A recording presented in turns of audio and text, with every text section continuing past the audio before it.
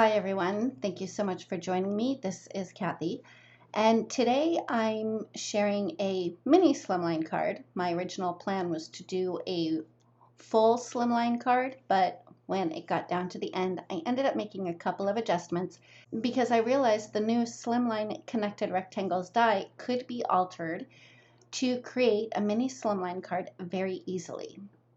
So to start out, I started with the scratchy plaid background and I used yellow ink and stamped that onto a piece of cardstock that measures 3.5 by 8.5.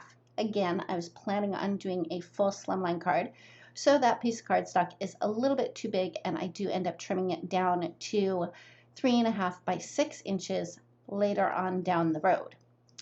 Next, I stamped the cute little Mariposa stamp using Memento Tuxedo black ink onto a piece of Cougar Super Smooth cardstock. And I'm not going to share all of the coloring, I'm only going to share how I colored her little face, mostly because I changed up the yellows that I would normally use for a butterfly or a bee, and because I did that, I changed up the color that I underpainted with.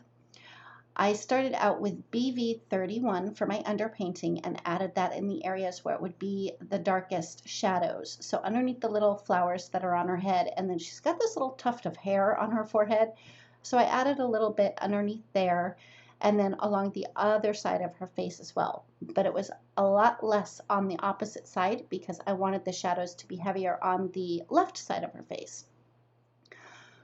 After I was done with the BV31, I blended that out with Y38, and then I came in with Y35, and I'm going to finish up her face with Y32 and add some rosy cheeks with R20.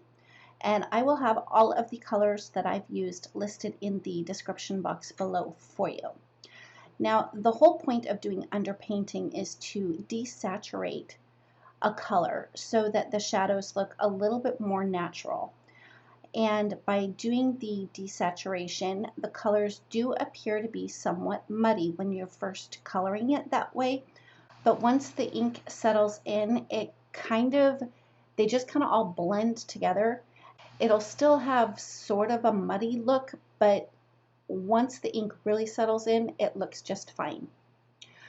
So moving right along, I had die cut the Slimline Connected Rectangles die and decided that I wanted to change my card to be a mini slimline.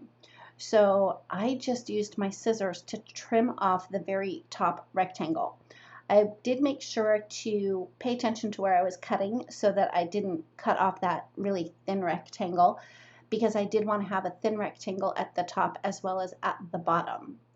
I also die cut this die 4 times from heavyweight white cardstock, and then I used liquid glue to adhere all of those together.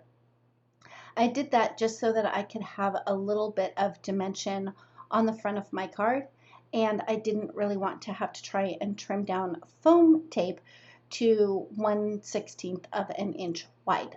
So that is why I just die cut it 4 times from cardstock and just glued them all together. Next, I needed to stamp my sentiment. So I put my stamped panel into my MISTI and I just placed the die cut frames on top just so I would know where I needed to place my stamp. I inked that up with VersaFine Onyx Black ink and stamped it, and I did stamp that twice just to make sure that I got a nice crisp impression. After I stamped the sentiment, I used liquid glue to adhere my now mini slimline connected rectangle die cut to the front of the scratchy plaid background. And then off camera, I had stamped and colored some of the flowers from the Beaucoup Bouquet stamp set, and I had run them through my scan and cut machine to cut them out for me. And the colors that I used for these flowers, as well as the greenery, are the same colors that I used on the little Mariposa butterfly. Once I had those elements arranged where I wanted them, I used liquid glue to adhere them to the frame. And it was after I adhered that very first stem that I realized it would be much easier to apply the liquid glue directly to my die cut frame, because then I didn't have to guess where I needed to put it on the back of my stamped image. So after I had all of those little pieces adhered in place, I put some foam tape down the middle of the back of my little Mariposa butterfly, just so that she would be popped up and would be flush with the slimline connected rectangle die cut. I did add a little bit of liquid glue to the very end of her wings and her little antenna just to make sure that they stuck really well. Then I put liquid glue on the back side of that panel and adhered that to the front of my Mini-Slimline note card, which started out at 7 inches by 6 inches, and I scored it at 3.5 inches on the 7-inch side. So my finished card is 3.5 by 6 inches. And that finishes up my card for today. Thank you so much for joining me. If you like this video, please give it a thumbs up. If you've not yet subscribed, we'd love it if you would. And don't forget to ring the bell so you're notified every time a new video is posted. Thanks again, and we'll see you next time.